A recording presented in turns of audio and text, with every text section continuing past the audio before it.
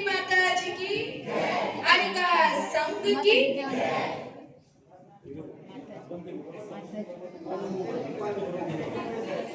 सोहरी के बिना मोती का मोल नहीं होता, मधुरता के बिना वाणी का मोल नहीं होता। जोहरी के बिना मोती का मोल नहीं होता, मधुरता के बिना वाणी का मोल नहीं होता, धर्म के बिना जीवन का मोल नहीं होता, और इस तपस्या के बिना काया का मोल नहीं होता। हम सब यहाँ क्यों एकत्रित हुए पता है? ज्यादा तेज हो रहा है, इसको थोड़ा कम करो।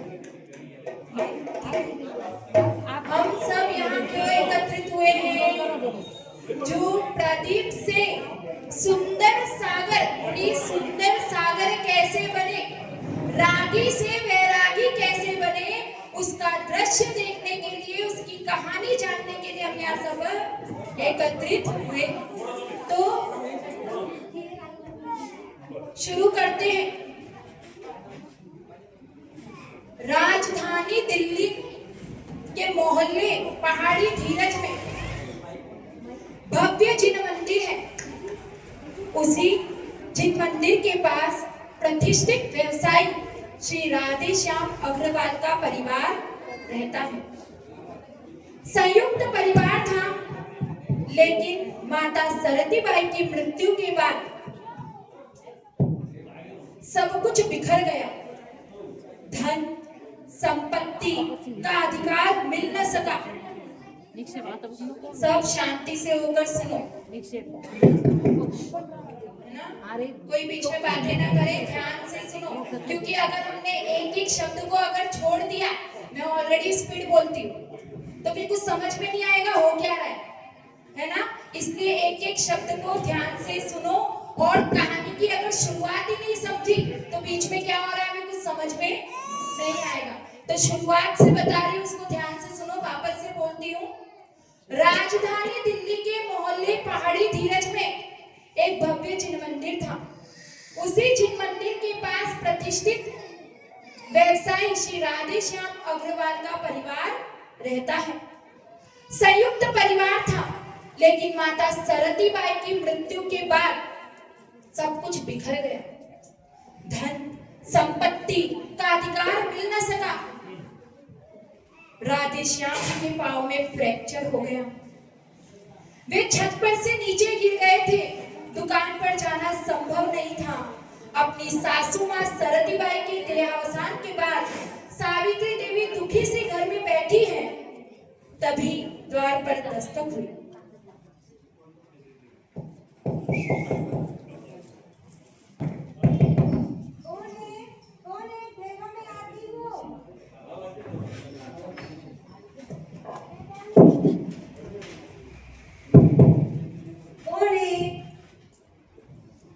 अम्मा जी, मैं आपको व्यक्ति कर्ज दे रहा हूँ, मेरा कर्जा कौन चुकाएगा? भैया आप चिंता ना करें, माँ जी ने जो भी कर्जा लिया है मैं पूरा चुका दूंगी। अम्मा जी, आप एक काम कैसे करोगी? बच्चे छोटे हैं, भाव साहब के पास में फ्रैक्चर है। भैया आप चिंता ना करें, आपकी पाई चुका दूंगी। आपको मेरे दरवाजे पे आने की जरूरत नहीं है। सावित्री देवी की दृढ़तापूर्ण वचन सुनकर लेनदार रामकुमार चला गया। उस दिन से ही सावित्री देवी के रात और दिन सिलाई मशीन के चक्के के साथ घूमने लगे। सुबह की चाय, दोपहर का भोजन बनाकर वे मशीन पर बैठती, तो शाम के भोजन का ख्याल न रहता। कभी सूखी रोटी, कभी गिलास भर पानी में नींबू का रस मिलाकर पी जाती। दोनों बच्चे भी माँ की कर्मठता को देखकर शांत हो गए थे। जो मिल जाता उसी में संतोष कर लेते।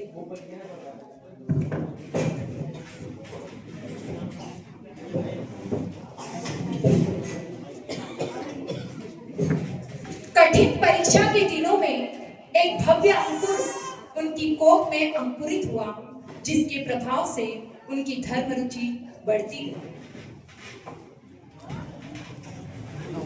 स्थान है मंदिर का। भगवान का फोटो सामने है। टेबल पर जिनवाणी है, माला भी रखी है। दो महिलाएं माला जप रही है, 2-3 महिलाएं पूजा कर रही हैं। कुछ महिलाएं जिनवाणी पढ़ रही हैं, वहीं सावित्री देवी बैठी है। जिनवाणी के ज्ञान से सूझे लोकालो, सो वाणी मस्तक नमो सदा देत हो दो। देव भजो अरिहंत भजो, भजो निरंतर, दया धर्म पालो सदा, यही मुक्ति का पंथ। धर्म करत संसार सुख, धर्म करत निर्वाण, धर्म पंथ साधे बिना, नरक तिरंज समान। जिनवाणी माता की जय। बहन, तुम तो धन्य हो, आज तुम्हारे परिवार के 21 व्यक्तियों ने तेला किया है। हाँ बहन, जब से ये जीव मेरे गर्भ में आया है, तब से मुझे जरा सा भी कष्ट नहीं है। गर्भ में खूब मन लगता है, नहीं तो इस अवस्था में भी तू व्रत कैसे कर पाती। आपने यह व्रत श्वेतांबर और दिगंबर दोनों विधियों से किया है, जिससे आपके शरीर का और चेहरे का तेज भी बढ़ रहा है। मुझे लगता है यह भव्य जो सम्यक दर्शन, ज्ञान और चारित्र से अद्भुत प्रभावना करने वाला होगा, तब साधना में अग्रणी रहेगा। आपका यह व्रत यही सूचित कर रहा है। एक बात और भी है सखी। वह क्या? आपके परिवार के 21 व्यक्तियों ने तेला जिसके गर्भाधान पर किया है, उससे लगता है कि यह जीव अन्य व्यक्तियों को भी धर्म का पालन कराएगा। वो जैसा भी हो, वो सुखी रहे बस। आवी मोठी तपस्यानी वेळ, नहीं आवे फरी फरीने, मंडप ऊपर मुखी कुछी, तपस्यानी कुछी मूर्ति, आवी मोठी तपस्यानी ले, नहीं आवे फरी फरीने, मंडप ऊपर मुख्य पान, तपस्वियो तुमने घना घना मान, आवी मान मेरा पानी ले, नहीं आवे फरी फरीने, मंडप ऊपर मुख्य दीवो, तपस्वियो तुम्हें घना घना जीवो, आवी तपस्या करवानी ले, नहीं आवे फरी फरीने, मंडप ऊपर मुख्य वादन, तपस्वियो मटे वगाड़ो गादम, आवी मीरो निकाढ़ानी ले, नहीं आवे फरी फरीने, आवी मोंगी तपस्यानी ले, नहीं आवे फरी फरीने। आप धारो तपस्वी था के वे नजर उतारा जी, आप धारो तपस्वी था के वे नजर उतारा जी, थाल भरो पीड़ा सो पीता ने आज बतावा जी।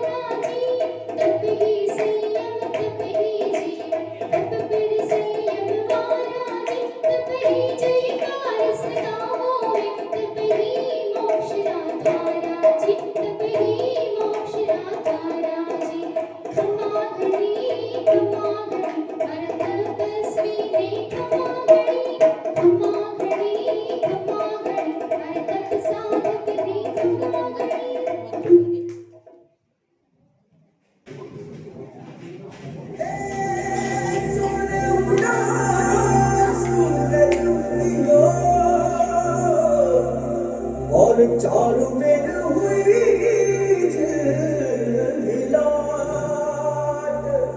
ते आया मारा पावड़ा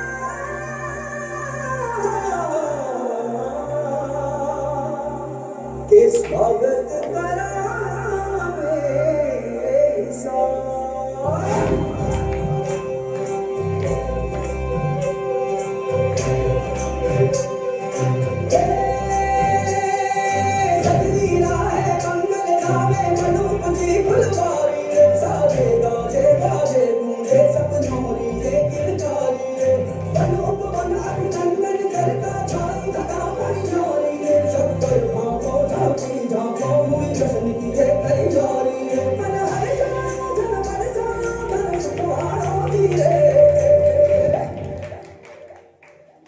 आयो रे शुभ दिन आयो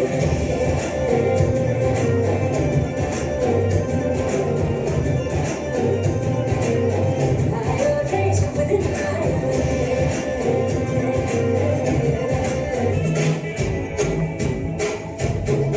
नवे उत्सव आजे मनावो नवे उत्सव आजे मनावो मंगल गीतो गावो आजे शरणाई ढोल वगाड़ो मारा तपस्वी आव्या आजे मारा तपस्वी आव्या आजे जय जय नाद गजावो भाई अपनी धूम मचावो मोती वेराणा आगडमा आव्या तपस्वी हैया हर्षित थाय रे आव्या तपस्वी रे आव्या तपस्वी अक्षते फुलडे बधावो आव्या तपस्वी जी शासन सोहाय रे आव्या तपस्वी। तीसरे दृश्य की ओर बढ़ते हैं जहां पर 9 नवंबर 1975 पानीपत हरियाणा में, सुनना सब ध्यान से,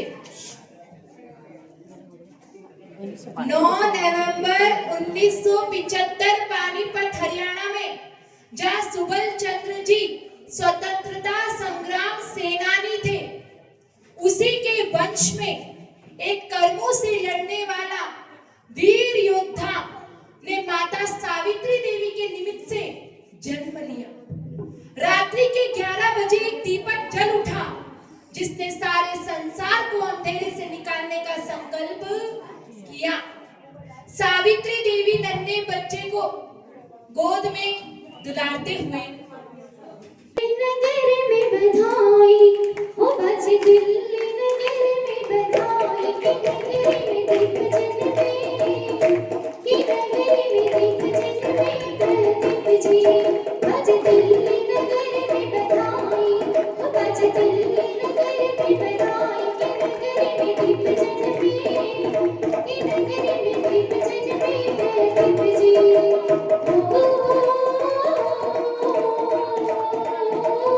ओ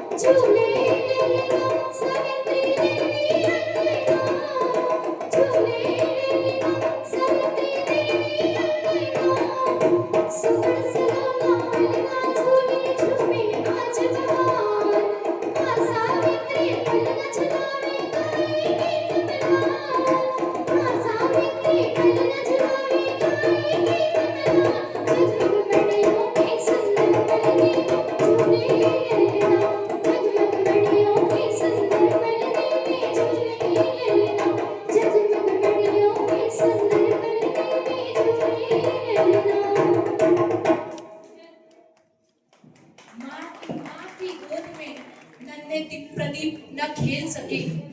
माँ की गोद में रेशमी कपड़े, इंची टेप, सुई धागा था, उसके लिए झूला डाल दिया था। झूले में झूलते प्रदीप माँ से मानो कह रहे थे, क्या कह रहे थे? झूले में झूलते हुए प्रदीप क्या कह रहे थे माँ से? वो कह रहे थे कि माँ मुझे बड़ा होने दो, तुम्हारे सारे संकट को मैं दूर कर दूंगा।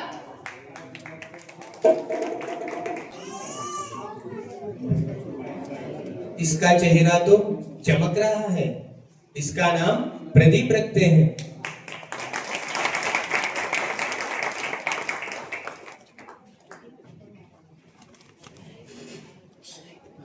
प्रदीप के जन्म के 3 वर्ष बाद सावित्री देवी ने छोटे बेटे नितिन को जन्म दिया और नितिन के जन्म के 2 वर्ष बाद प्रदीप और नितिन की और प्रवीण की भी, हाँ, प्रदीप और नितिन की छोटी बहन का जन्म हुआ। आचैशी और ये लोग मिला के 3 भाई थे। सबसे बड़े भाई कौन से थे? प्रवीण, और मझले भाई प्रदीप, और तीसरे भाई थे नितिन। इन तीनों भाइयों की छोटी बहन का भी जन्म हुआ, जिससे सारे भाई बहुत अत्यंत प्रसन्न थे। पर वह बेटी अधिक दिन जीवित नहीं रह सकी और कुछ ही दिनों में सबको छोड़कर चली। चंदा ही तू मेरा सूरज ही तू, ओ मेरी आँखों का तारा ही तू। चंदा ही तू मेरा सूरज ही तू, ओ मेरी आँखों का तारा ही तू। जीती हूँ मैं बस तुझे देख कर, इस टूटे दिल का सहारा है तू। चंदा है तू मेरा सूरज है तू, तू खेले खेले गई मेरा खिलौना है तू। तू खेले खेले गई मेरा खिलौना है तू। पूरी करे हर आशा मेरी, पूरी करे हर आशा मेरी। इस दिल का सहारा है तू। नन्हा सा है कितना सुंदर है तू, छोटा सा है कितना प्यारा है तू। चंदा है तू मेरा सूरज है तू, तू मेरी आँखों का तारा है तू। जीती हूँ मैं बस तुझे देख कर, इस टूटे दिल का सहारा है तू। चंदा है तू मेरा सूरज है तू। जो सरदी बाई थी उनकी बहुत धन संपत्ति थी, लेकिन किसी कारणवश वो सारी धन संपत्ति क्या हो गई? छिन गई, खत्म हो गई। तो क्या हुआ? उन पर कर्जा हो गया था और वो कर्जा सिर पर था ही कि उसी बीच उनकी मृत्यु हो गई। अब वो सारा का सारा कर्जा किसको चुकाना था? सावित्री देवी को, क्योंकि जो राधे श्याम जी थे उनको क्या हो गया? पैर में फ्रैक्चर हो गया था। इस वजह से वो दुकान पर नहीं जा सकते थे, इसलिए सारी जिम्मेदारी आ गई थी सावित्री देवी पर। तो अब ऐसे करते करते प्रदीप 2 साल के हुए, अब वो 4 वर्ष के हो गए हैं। और क्या हो रहा है कि वो मार्ग में जा रहे हैं स्कूल में एडमिशन करवाने के लिए। तो अब आपके सामने जो दृश्य लगा है, दिगंबर जैन स्कूल का बोर्ड लगा है। बालक प्रदीप अब 4 वर्ष के हो गए हैं। माँ सावित्री देवी उन्हें लेकर स्कूल की ओर जा रही है।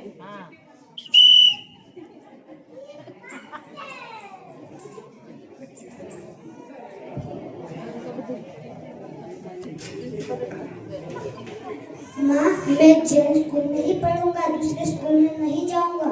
बेटा, मैं प्रिंसिपल साहब से बात करते देती हूँ। अपनी न कोई पहचाने न पर कोई दान दे सकते हैं। तेरे नसीब में होगा, तुझे प्रवेश जरूर मिलेगा।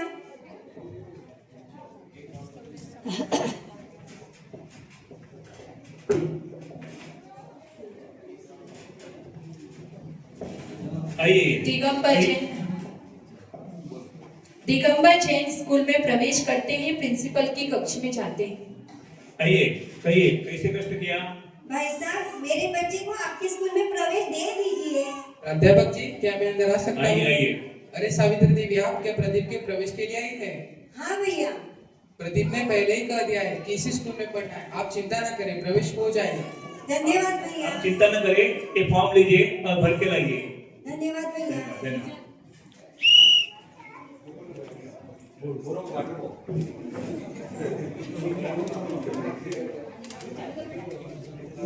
माँ, मुझे भूख लगी है, मुझे दूध दो माँ। बेटा, मुझे काम करने दे, जब पैसे आएंगे तब दूध पिलाऊंगी।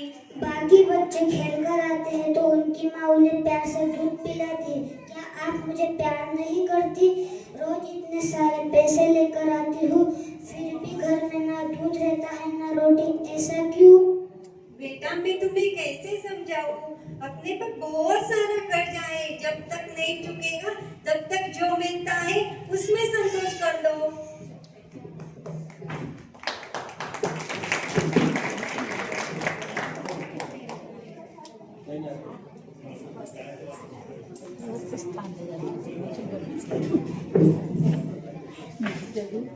माँ, माँ, माँ, क्या बेटा, ये क्या लेके आया तू? माँ, अब मैं भी काम करूँगा, आप मुझे सिखा दो। चल बेटा, मैं तुझे सिखाती हूँ।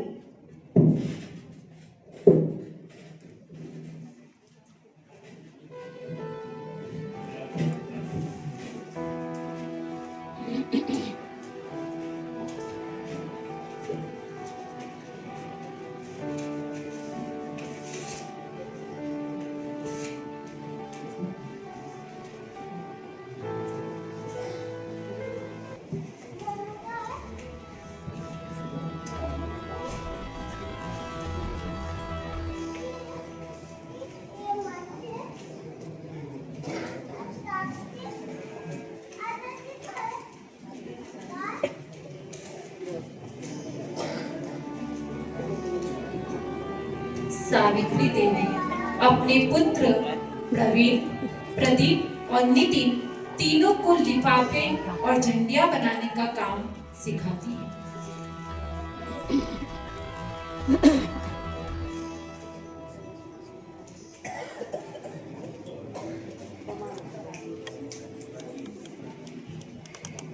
उनको काम सिखाने के बाद में माता सावित्री देवी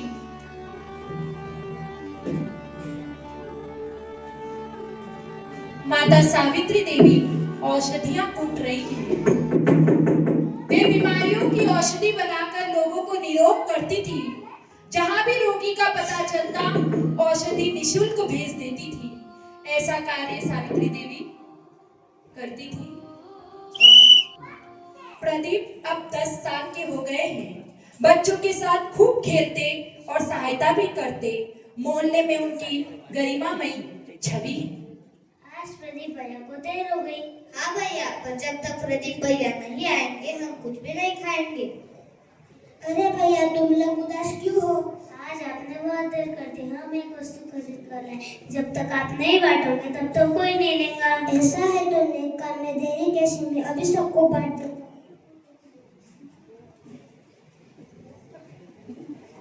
इस तरीके से बालक प्रदीप अपने मित्र सोनू और अमित को बराबर फल बांटते हैं। भैया, आपने तो सब कुछ हम लोगों को ही बांट दिया, अपने लिए कुछ भी नहीं रखा। आप लोग को खाते हुए देखकर मुझे अपार खुशी मिलती है, प्रसन्नता होती है। मेरा क्या है फिर? प्रदीप जन्म से जैन नहीं थे। परिवार में भी अन्य देवी देवताओं को पूजने की प्रथा थी। सत्संगति के अभाव में वे भी अन्य देवों की पूजा करते। परोपकार में सदा अग्रणी रहने वाले प्रदीप को एक दिन एक दुखद समाचार मिला। भैया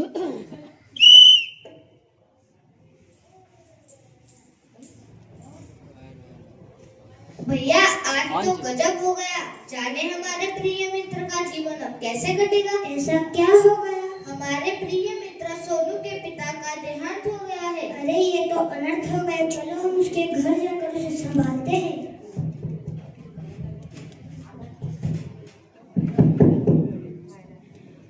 भाई धैर्य रखो, होने को कौन टाल सकता है। हम सब मित्र मिलकर तुम्हारी सहायता करेंगे, तुम दुखी मत होना।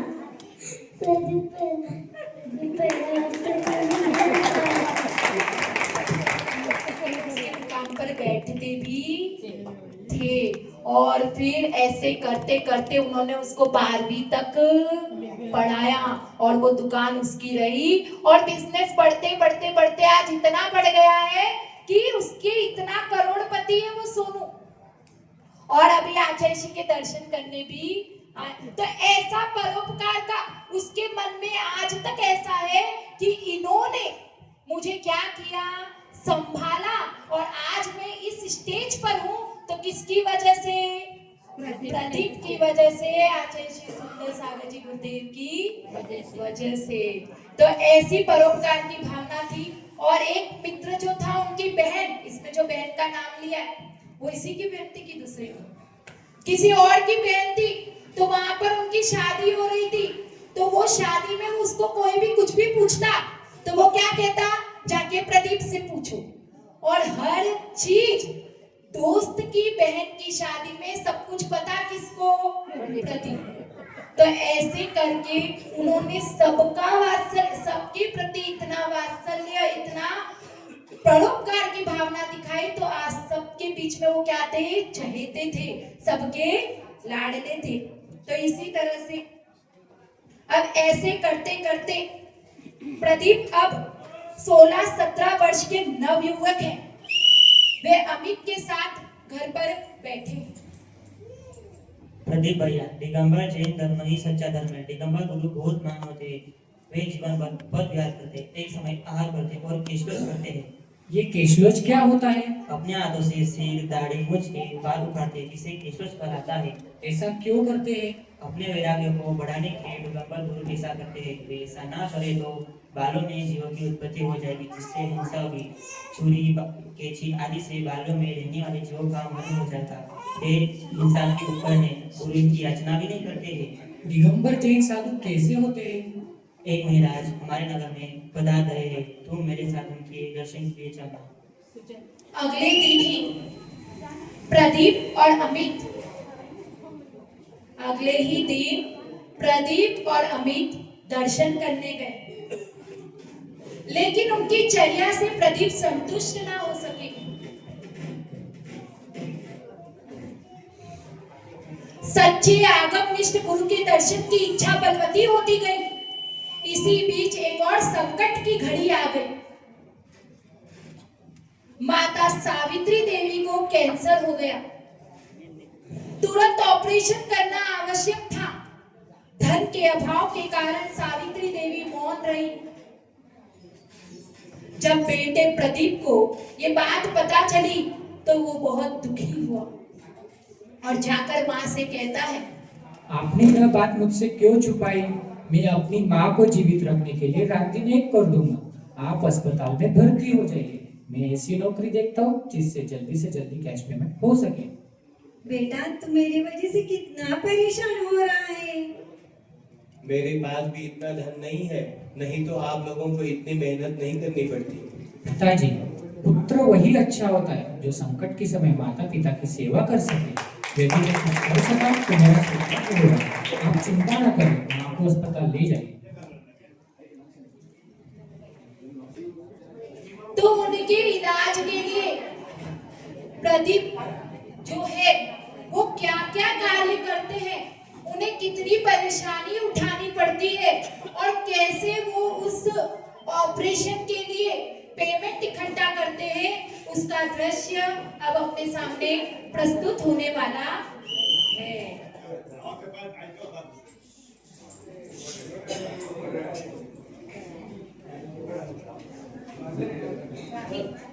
ये तो सच है कि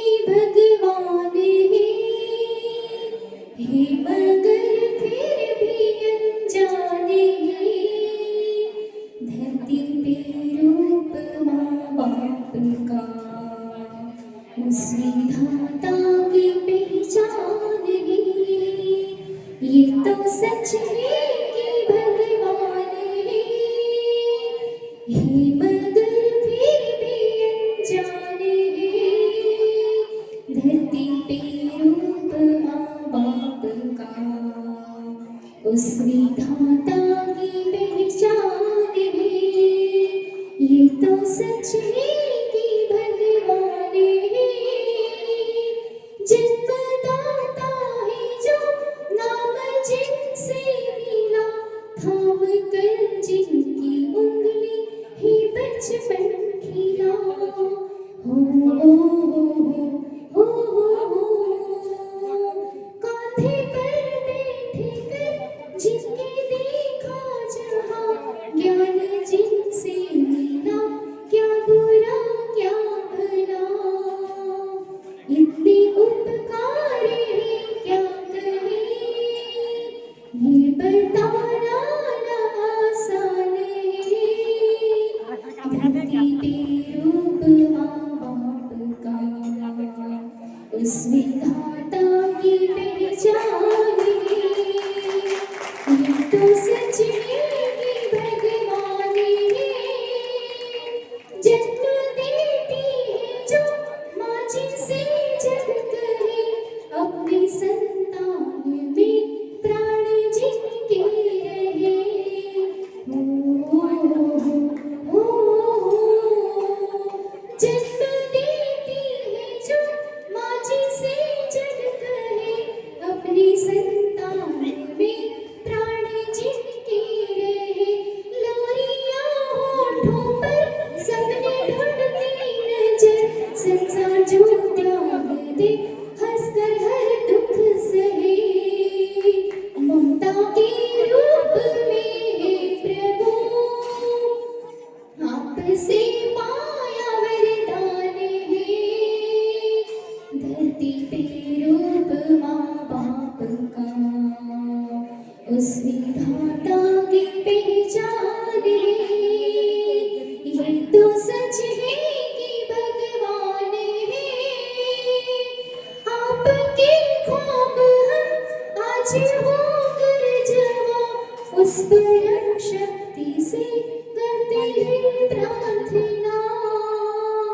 आपके ख्वाब हम आज होकर जवां, उस परम शक्ति से करते हैं प्रार्थना।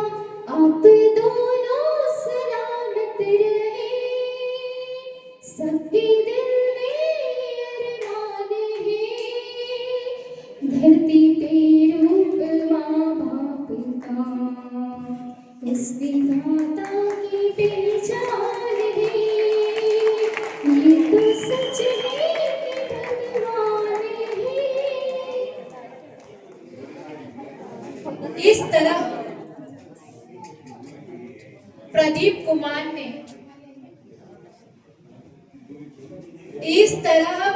कुमार ने शेफ की नौकरी कर ली। रात दिन एक करके कड़ी मेहनत की, माँ का ऑपरेशन सफल हुआ। वे कैंसर की बीमारी से मुक्त हो गई। अब वो घर पर आ गई है और बालक प्रदीप उनकी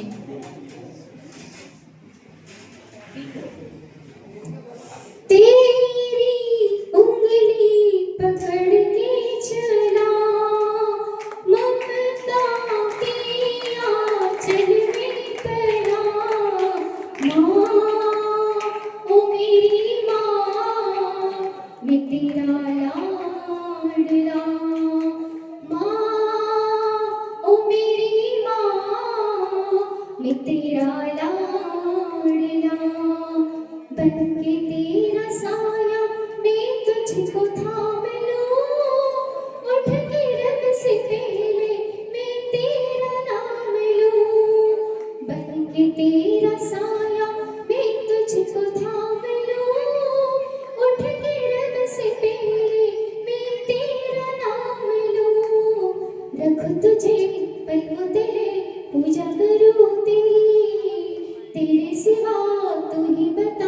क्या जिंदगी मेरी, मैं तो तेरे सपनों के रंग में ढला, तेरी उंगली पकड़ के चला, ममता के आंचल में पला।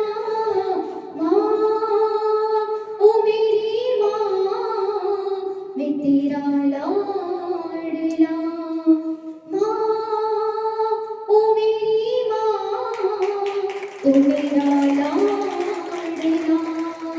बन के तेरा साया मैं तुझको थाम लूं, उठ के रब से पहले मैं तेरा नाम लूं। रखूं तुझे पलकों तेरे, पूजा करूं तेरी, तेरे सिवा तू ही बता क्या जिंदगी मेरी।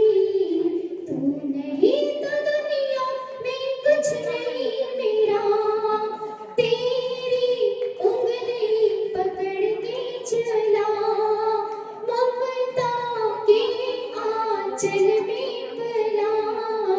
माँ ओ मेरी माँ, मैं तेरा लाडला। बच के अपने घर से सुख जाएगा कहाँ, बदलेगा नसीबा एक रोज मेरी माँ। बच के अपने घर से सुख जाएगा कहाँ, बदलेगा नसीबा एक रोज मेरी माँ। तेरी खुशी मेरी खुशी, गम तेरा मेरा गम, तेरे लिए तेरी कसम लूंगा मैं सौ जन्म। तू नहीं तो दुनिया में कुछ नहीं मेरा, तेरी उंगली पकड़ के चला, ममता के आंचल में पला। माँ ओ मेरी माँ, मैं तेरा लाडला। माँ ओ मेरी माँ, तू मेरा लाडला, तू मेरा लाडला, तू मेरा लाडला।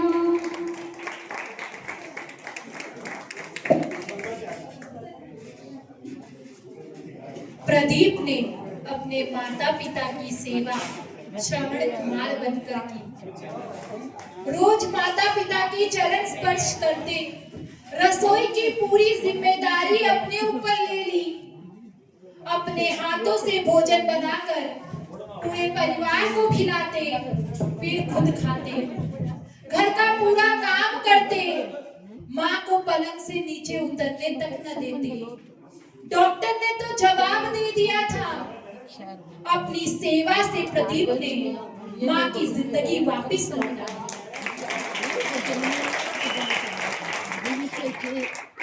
रात को आने में कितनी देर हो जाए, प्रदीप कभी माता पिता की सेवा किए बिना नहीं सोए। वे अपनी पूरी कमाई लाकर पिता के हाथों में सौंप देते थे। स्वयं के शौक के लिए उन्होंने 1 रुपया भी खर्च नहीं किया। उनकी सेवा से माता पिता प्रसन्न रहते थे।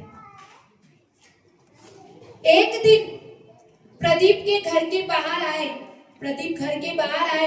तभी उन्होंने देखा स्त्री पुरुष दिगंबर जैन मंदिर के द्वार पर एकत्रित हो रहे हैं। धर्मशाला में सफाई हो रही थी। तभी मित्र अमित सामने से आता दिखाई दिया। अमित भैया, आज यहाँ कौन सा आयोजन होने जा रहा है? आज यहाँ तपस्वी सम्राट सन्मति सागर महाराज आने वाले हैं। उन्हें दिगंबर गुरु के दर्शन करने देना। वे आचार्य बड़े ज्ञानी और ज्ञानी हैं। अच्छा, वही इच्छा मेरी बहुत दिनों से थी। कल वो इच्छा मेरी पूरी होगी। अब प्रदीप आचार्य श्री सन्मति सागर जी गुरुदेव के दर्शन करके अपने घर को लौटते हैं। तब उनके मन में क्या भाव होते हैं। संयम के पथ पे चलने का आपने भाव संजोया है। संयम के पथ पे चलने का आपने भाव संजोया है। सच पूछो तो सही मायने में बीज पुण्य का बोया है। जान लिया इस जीवन को आपने बहती धारा है। जान लिया इस जीवन को आपने बहती धारा है। संयम के पतवार हाथ में, फिर क्या दूर किनारा है, फिर क्या दूर किनारा है। इन भावों के साथ में प्रदीप अपने घर को पहुंचते हैं। वहां का संध्या समय माँ सावित्री देवी आकुल व्याकुल सी टहल रही है। पिता न्यूज धैर्य रखो सावित्री, प्रदीप जल्दी ही घर आ जाएगा। मेरा हृदय तो बहुत घबरा रहा है। सुबह से शाम हो गई, बेटा अब तक घर नहीं आया। बेटा तूने आज इतनी देर कैसे कर दी? सुबह से तूने कुछ नहीं खाया, तुझे पता है ना तेरे बिगर मैं कुछ नहीं खाती। तू भी देर कर दी। माँ तुम भोजन कर लो, मुझे भूख नहीं है। बेटा तुम्हें क्या हो गया है? माँ आज मेरे नयन सफल हो गए। ऐसे तपस्वी गुरुदेव जी के मुझे दर्शन प्राप्त हुए, जिनके चेहरे से अद्भुत तेज टपकता था। माँ मैं तो देखता ही रह गया, वहां से उठने का मन ही नहीं हो रहा था, मैं तो बस चला आया। दर्शन किया गुरु का मन खिल गया, अज्ञान का तन भी अब धुल गया। पावन हुआ मन मेरा, साथ गुरु का मिल गया। दर्शन किया गुरु का मन खिल गया। इतना कहकर प्रदीप कमरे में चले जाते हैं। हाजी मुझे तो बहुत डर लग रहा है, अपना छोटू कहीं भटक ना जाए। तुम व्यर्थ ही चिंता कर रही हो। अपना प्रदीप अब छोटा बालक नहीं रहा, वह खालसा कॉलेज का मेधावी विद्यार्थी है और वह खुद तो स्वयं पढ़ाई अपनी करता ही है और अपने मित्रों को भी पढ़ाता है। चलो अपन भोजन करते हैं। मुझे तो भूख नहीं है, आप भोजन कर लीजिए। हे भाग्यवान, अब मैंने आपके और प्रदीप के सिवा कभी भोजन किया है जो अब करूंगा? इस तरह से कई दिन बीत जाते हैं और प्रदीप सुबह घर से जाता तो शाम तक घर लौटता। ये क्रम कई दिनों तक चलता रहा। तो एक दिन क्या होता है, घर का दृश्य है, देखते हैं। बेटा छोटू, मैंने तेरे लिए आज आलू की सब्जी बनाई है। माँ मैं आलू नहीं खाऊंगा, नहीं रात में खाऊंगा। आचार्य श्री से कंदमूल और रात्रि भोजन का त्याग ले आया हूँ। माँ आपसे एक बात की अनुमति और लेनी है। कौन सी बात की अनुमति? माँ मैं विवाह नहीं करूंगा, मुझे आजीवन ब्रह्मचर्य व्रत की अनुमति दे दो। बेटा अभी तो तू बहुत छोटा है, तेरी पढ़ाई चालू है, इतनी जल्दी कितने कठिन नियम मत ले। माँ मैं विवाह नहीं करूंगा, यह मेरा पक्का निर्णय है और मैं कल पहाड़ी धीरज की बहनों के साथ मिलकर चौका लगा रहा हूँ। सुबह से ही चला जाऊंगा, प्रतीक्षा मत करना। बेटा तुम्हें क्या हो गया है? पल भर भी माँ के पास नहीं रुकता। जो बेटा हर बात माँ को बता के करता था, आज वो पराया सा हो गया है। एक दिन सन 1996 के टाइम पे एक दिन ऐसा दृश्य हुआ जिस बात का डर माता सावित्री देवी को कई दिनों से सता रहा था, वो पिता राधेश्याम से बार बार कह रही थी कि मुझे डर लग रहा है, मेरे बच्चे के लिए मुझे डर लग रहा है। तो पिता कहते हैं कि धैर्य रखो, अपना बालक अभी बच्चा नहीं है। तो माँ का दिल होता है। वो सब कुछ महसूस कर रही थी कि अब बेटा क्या हो रहा है, बदल रहा है, कुछ चेंजेस उसमें देखने को मिल रहे हैं। वो नियम पे नियम ले रहा है, कुछ तो होने वाला है। और एक दिन 1996 में क्या होता है, माँ का जो डर होता है वो सच होने लगता है। वही दृश्य आपके सामने अब देखने को मिलेगा। वो माँ का मन कैसा हुआ होगा जब बेटे ने जाने की बात कही होगी, क्योंकि वो बेटा जब बीमार हुए थे तब क्या था, पलंग से नीचे नहीं उतरने देता था, ना कपड़े धोने देता था, ना पोछा करने देता था, ना झाड़ू लगाने देता था, यहाँ तक कि भोजन भोजन भी बनाने, एक एक काम, बिस्तर भी वो लगाता था तब माँ सोती थी। माता जी ने मुझे बताया कि जब से आचार्य श्री ने बिस्तर लगाना शुरू किया तब से उनको एक बार भी बिस्तर लगाना नहीं पड़ा, क्योंकि जब तक आचार्य श्री थे तब तक तो वो बिस्तर लगाते थे और उठा लेते थे। उसके बाद में माँ की ऐसी हालत हो गई थी तो कौन ये काम करना किसने चालू किया? सबसे छोटे बेटे नितिन ने। फिर नितिन के बाद में चालू किया उनकी बहू तुलसी ने, और उसके बाद जब संग में आई तब उन्हें ऐसा लगा कि अब मैं क्या हो गई, आदत छूट गई थी लगाने की, उठाने की, तो अब मैं ये कार्य कैसे करूंगी? पर ठीक है, तो इस तरीके से आचार्य श्री ने अपनी माँ की सेवा की थी। कितना लगाव, कितना लाड़ से, इतना प्यार से रहते थे। उन्हें भी वो एक दिन छोड़कर चले गए, तो वो माँ की क्या दशा होगी उसको देखते हैं। माँ, मेरा मन अब घर में नहीं लगता, मैं गुरुदेव के साथ जाना चाहता हूँ। बेटा तू ऐसा मत बोल। नहीं माँ, मुझे जाना है। बेटा तुम्हें कैसे समझाऊं, बहुत छोटा है तू, दीक्षा का पालन नहीं कर पाएगा, तू ऐसा मत बोल। माँ, मैंने घर छोड़ने का निर्णय कर लिया है, अब मैं नहीं रुकूंगा। बेटा ऐसा मत बोल छोटू, छोटू ऐसा मत बोलना, तू तुझे कैसे समझाऊं, तू कैसे समझाऊं? मेरा छोटू मुझे ला दो, मुझे कुछ नहीं चाहिए, मैं नहीं सकती, मेरा छोटू मेरा छोटू मुझे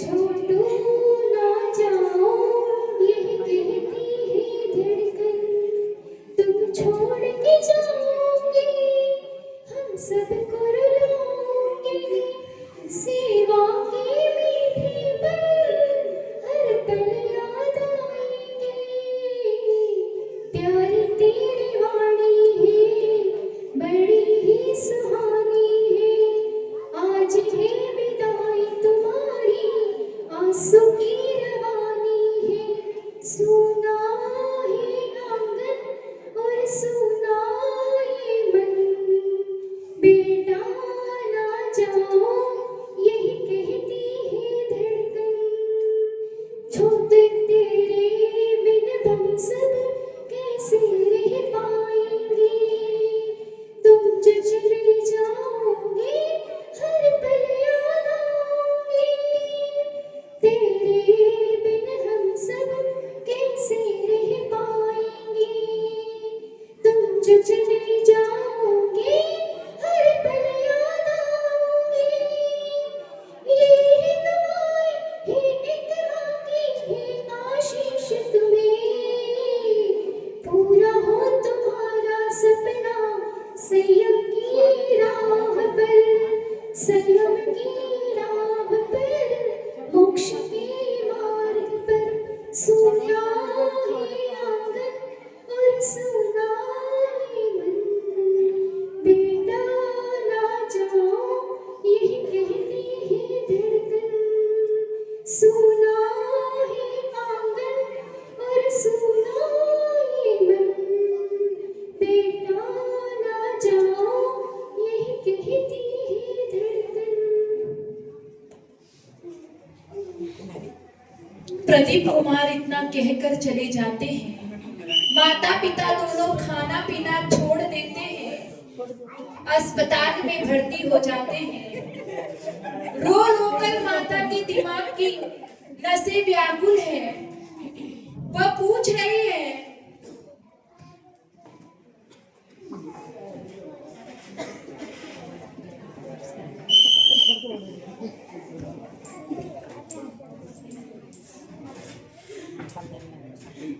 चमेली, चमेली तूने मेरे छोटू को कहीं देखा है क्या? बोलना चमेली, मेरा छोटू कहाँ गया? बोलना चमेली, पार्वती बहन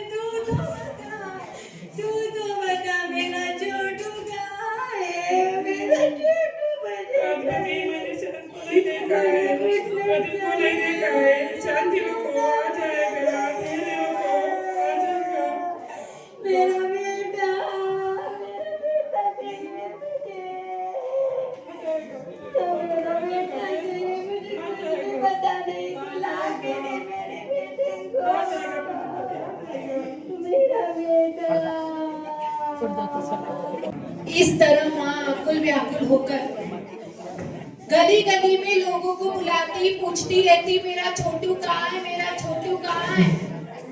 इस तरीके से कितने वर्ष बीत जाते हैं, कितना समय बीत जाता है, माँ को कुछ ही पता नहीं चलता। और क्या होता है, माँ एकदम पागल सी हो जाती है, पागलों की तरह इधर उधर घूमती रहती है। और क्या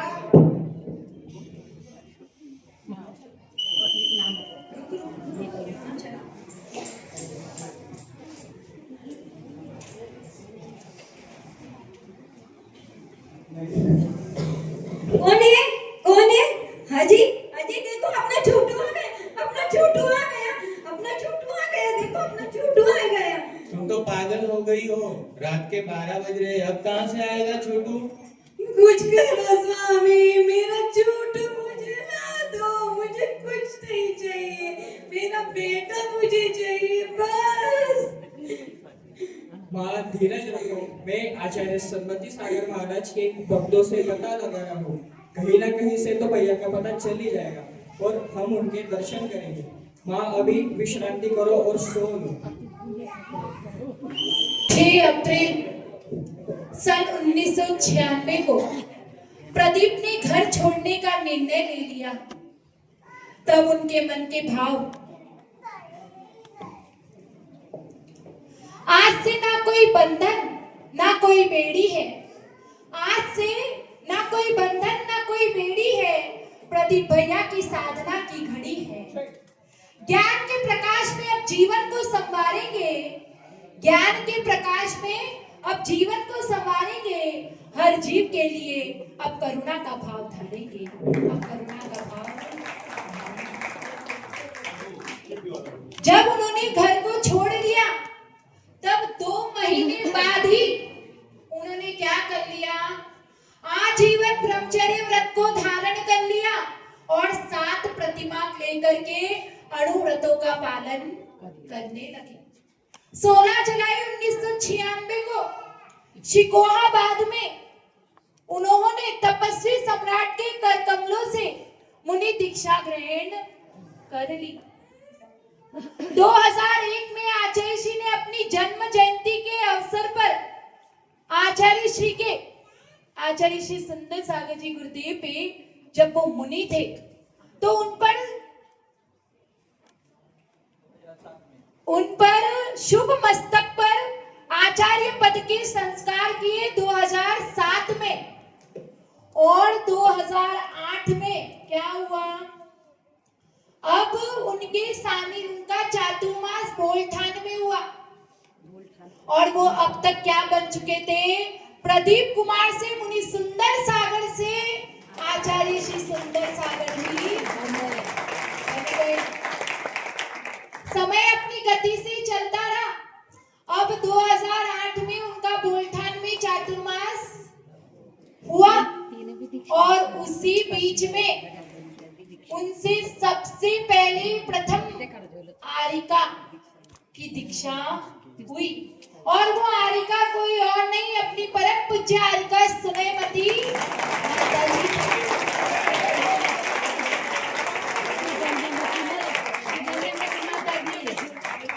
तो आचार्य पद की बाद में सबसे पहले आरिका दीक्षा आरिका सुनेमती माता जी को बोलठान में दी और साथ में वहां पर पंच कल्याणक महोत्सव भी संपन्न हुआ।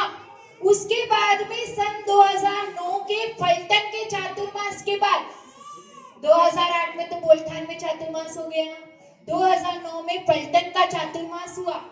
उसके बाद में उन्होंने निर्णय किया कि मुझे आचार्य श्री अपने गुरुवर के दर्शन को जाना चाहिए और वो आचार्य श्री सन्मति सागर जी गुरुदेव के दर्शन करने वहां पहुंच गए और वहां उनके आदेश से उन्होंने अगला चातुर्मास कहां पर किया, नाते पुते में। और जब नाते पुते में चातुर्मास हुआ तो वहीं पर क्या हुआ, उज्जैन की नगरी में उनको पता चला तो तभी यहाँ पर अपने जो प्रवीण है उनको भी पता चलता है कि आचार्य श्री कहाँ पर है।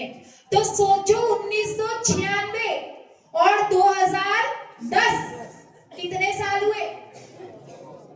14 साल तक वो माँ ऐसे ही बीमार पड़ी रही, पागलों की तरह रही।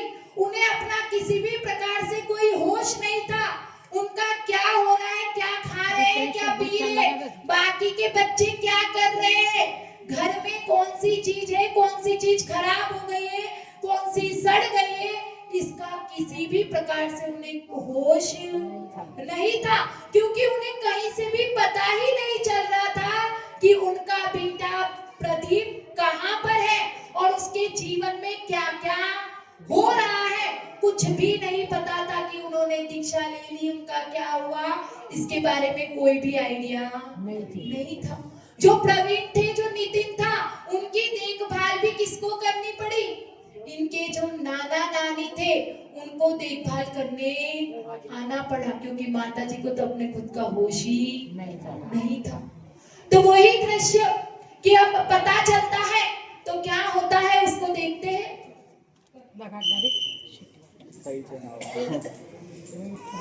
मामा खुशखबरी है। क्या खुशखबरी है बेटा? भैया का पता चल गया। अच्छा, कहाँ है वो? हाँ, भैया महाराष्ट्र में नातेपुते में है, वहाँ चातुर्मास कर रहे हैं। मैं आपको उनके दर्शनों के लिए ले जाऊंगा। बेटा मुझे एक बार तो ले चल, मेरे बेटे को मुझे एक बार देखना है। हाँ माँ, मैं तुम्हें 1 माह के लिए छोड़ दूंगा, खूब मंदिर में। बेटा मैं तैयारी करके आती हूँ, चल अपन जाते हैं महाराज जी के दर्शन के लिए। ठीक है माँ।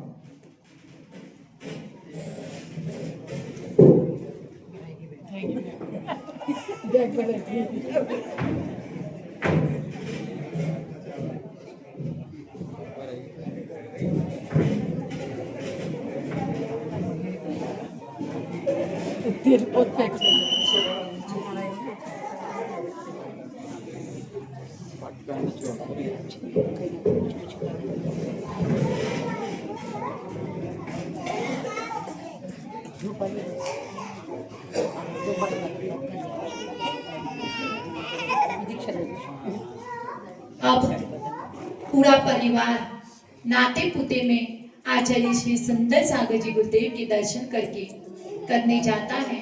वहां उनके दर्शन करके माता सावित्री देवी ने क्या किया? सबसे पहले तो वो बहुत खुश हुई, बहुत खुश हुई, बहुत प्रसन्न हुई। और वहां पर आचार्य श्री की सारी बातें सुन के कि उन्होंने दीक्षा ले ली, वो आचार्य बन गए हैं, और उनकी आसपास की प्रभावना को सुनकर वो इतनी प्रसन्न हुई कि उनके स्वास्थ्य में सुधार आने लगा। धीरे धीरे वो सारी परेशानियों को, सारी व्यथा को भूलकर स्वस्थ होने लगी। और ऐसे ही एक दिन उन्होंने क्या किया? आजीवन ब्रह्मचर्य व्रत ले लिया। उसके बाद 2014 में राधे श्याम जी और सावित्री देवी दोनों दर्शन के लिए आए। दर्शन के पश्चात राधे श्याम जी घर आए, वहां पर उन्हें कैंसर हो गया। अब राधे श्याम जी को भी कैंसर हो गया। फिरोजाबाद में आचार्य श्री की पावन निर्देशन और संबोधन पाकर सन 2015 में आहार का त्याग करके समाधि मरण किया। किसने किया? राधे श्याम जी ने। उनके समाधि मरण के बाद में अब सावित्री देवी को कोई प्रॉब्लम और समस्या नहीं थी, क्योंकि वो हो गई फ्री। तो इसके बाद सावित्री देवी ने आचार्य श्री का आशीर्वाद पाकर 9 अप्रैल 2016 अक्षय तृतीया के दिन, पावन दिन पर छुल्ली का दीक्षा ग्रहण करके छुल्ली का सुधन्यमती माता जी कहलाने लगी। आज इस वर्षा युग में साधना करके जीवन को सफल बना रही है, ऐसी हमारी सुधन्यमती माता जी। परम पूज्य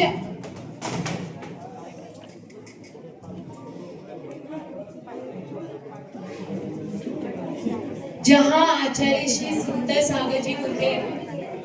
जब वो सन्मति सागर जी गुरुदेव के पास अपना घर बार, सब लोग सुन लो बात,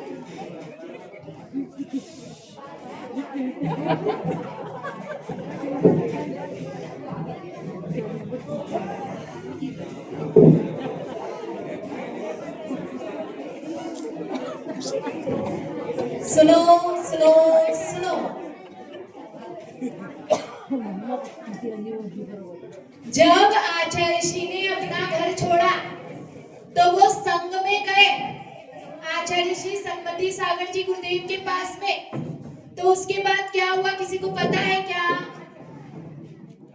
उन्होंने 2 महीने के अंदर व्रत लिए, 7 प्रतिमा को धारण किया, ये मैंने अभी बताया। लेकिन 3 महीने के अंदर उनकी दीक्षा हो गई। दीक्षा क्यों हुई? क्योंकि जिसको आचार्य श्री दीक्षा देने वाले थे वो क्या हुआ, आया ही नहीं। तो अब सब कुछ दीक्षा की डेट फाइनल हो गई, सारे लोग इकट्ठा हो गए।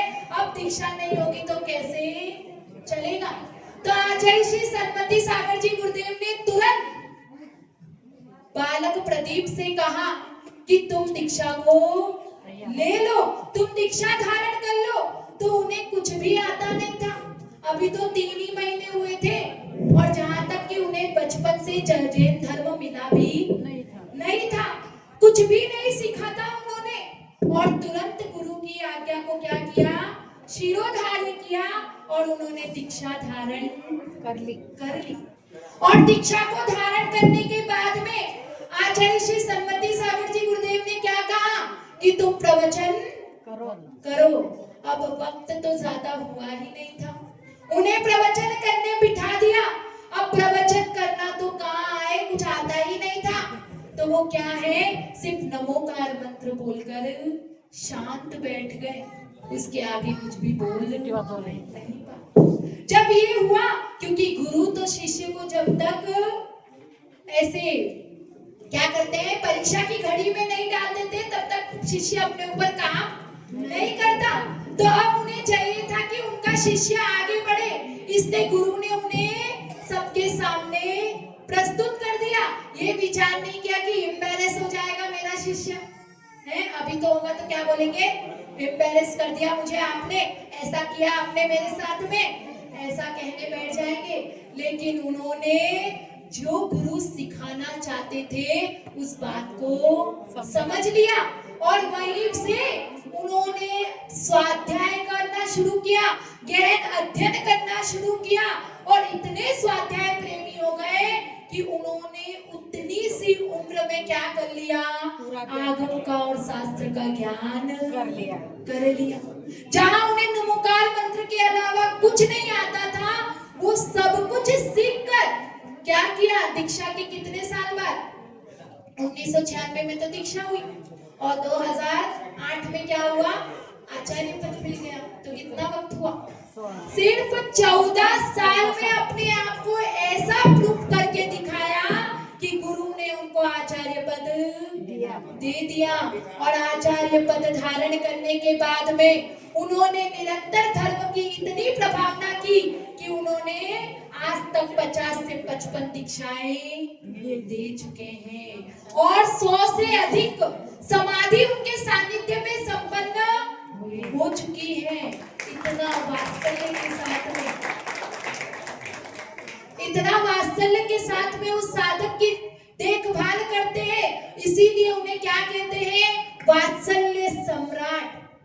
हमारे श्रुत भैया, स्वप्निल भैया, मयूर भैया और पारस भैया, ये चारों देख कर आए कि क्यों कहते हैं उन्हें वात्सल्य सम्राट, क्योंकि वो आहार के लिए सबसे बाद में उठते हैं। सबसे पहले अपने शिष्यों को कि ये चल नहीं सकता, इसे पास में भेजना है, इसको ये तकलीफ है, इसको ये करना है, और जहाँ चौके में, ये सब तो सबको भेजने के बाद में वो उस चौके में पहुंचते हैं। और उस चौके में पहुंचने के बाद में भी माता जी सब बता चुके हैं, लेकिन फिर से रिपीट कर रही हूँ, उस चौके में पहुंचने के बाद में भी जो उनके चौके में जो साधु आए हैं, तो उनके पाटे पे वही वस्तु है कि नहीं जो मेरे पार्टी पे रखी है उसको वो चेक करते हैं और सब कुछ चेक करने के बाद में वो आहार के लिए खुद उठते हैं और फिर उनकी आहारचर्या प्रारंभ होती। तो इतने वात्सल्य के धनी इसलिए उन्हें वात्सल्य सम्राट कहते हैं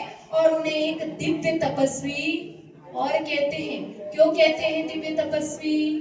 क्योंकि वो तपस्या में भी उतने ही अग्रसर रहते हैं। अभी उन्होंने 10 साल तक 10 लक्षण पर्व के उपवास किए, वो भी निर्जल।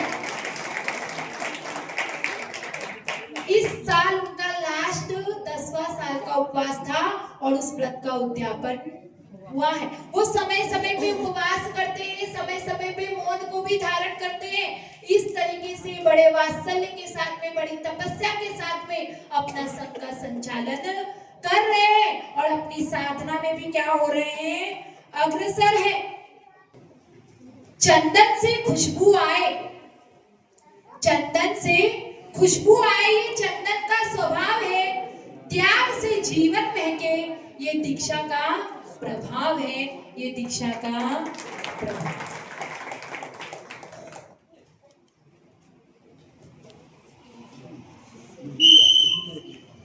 अब आपके सामने छुलिका सुधन्यमती माता जी की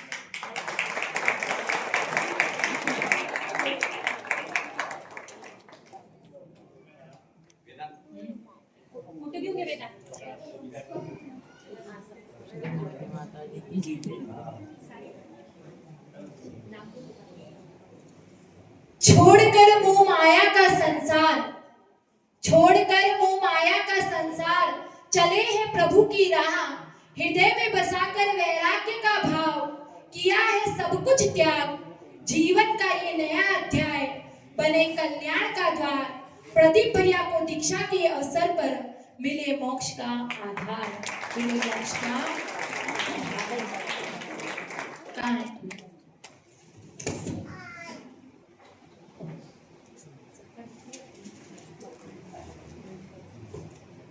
तो जो स्वाति भाभी और स्वागत भैया वो तो क्या बने? सावित्री देवी और राधेश्याम माता पिता। और जो दूसरी स्वाति जैन है वो बने चमेली और विद्या जैन बने बसंती, विद्या जैन। और जो चैत्य है वो बना छोटा प्रदीप। गंधर्व जैन बने सोनू, प्रज्वल जैन बने अमित और जो श्रवण जैन है वो बना है बड़ा प्रदीप। और अक्षय जैन बने बड़े अमित। सुजल जैन बना है वो राम कुमार जो वसूली करने आए थे। सुपांशु जैन बने हैं प्रवीण। पार्थ जैन बने हैं गणित के टीचर। अन्वी अमित जैन बना है छोटा प्रदीप जो 2 साल का था। वनीता जैन पार्वती और प्रदीप सर बने हैं प्रिंसिपल। और किसी का नाम तो नहीं छूटा? काव्य बना है प्रवीण, छोटा प्रवीण। प्रसन्न बना है छोटा नितिन। ठीक है, सबका हो गया नाम। तो एक बार वो छोटे बच्चे का नाम ही नहीं है ना रचिता बाबू, उसका अभी नाम ही नहीं है। वो छोटा पालने में झूलने वाला, उसका नाम नहीं है। वो जो जन्मा हुआ बालक है ना वो प्रदीप बना था। तो ऐसा नंदा आंटी भी बनी है, उज्ज्वला आंटी भी है, हमारी रूपाली भाभी जिन्होंने बहुत ही सुंदर भजन के साथ में उस दृश्य को हमारे सामने एक्सप्लेन किया। पूरा सेट किसने किया है? माता जी ने। और एक बार और ताली बजानी है, वो किसके लिए? पहले बताओ। नहीं, मेरे लिए नहीं बजानी, अपनी जो रुचिता दीदी है उसके लिए बजानी है। क्यों? क्योंकि उसने ही इन लोगों के पीछे 1 महीने तक मेहनत की है। वो जब भी उसको बुलाते, क्योंकि हम लोग कहाँ सबको फोन करने जाएंगे, फोन तो सिर्फ हम किसको करते थे? रुचिता को। सबको फोन कर कर बुलाना, पूरा सबको, माता जी ये ऐसा नहीं हो रहा है, वो वैसा नहीं हो रहा है, और रात रात तक बैठ बैठ के वो सबको प्रैक्टिस कराती थी। इसलिए उसके मैनेजमेंट की वजह से ये पूरा नाटक आप लोगों के सामने प्रस्तुत हो सका है। तो एक बार उसके लिए जोरदार तालियां। अरे हाँ, अपने डांस वाली को तो भूल ही गए, वो तो रह ही गई। उन्होंने हमें बताया कि कैसे माँ ने तपस्या की है, उनकी तपस्या की अनुमोदना की। तो क्या नाम है? सिया, भाविका, प्राची और रितु। तो ऐसा उन चारों ने भी बहुत अच्छा प्रस्तुतिकरण दिया और बहुत अच्छी बात, तो जोरदार था, कैसे छोटी मोटी नहीं। और खुद के लिए भी ताली बजा लो कि हमने बहुत ध्यान से देखा। ठीक है, तो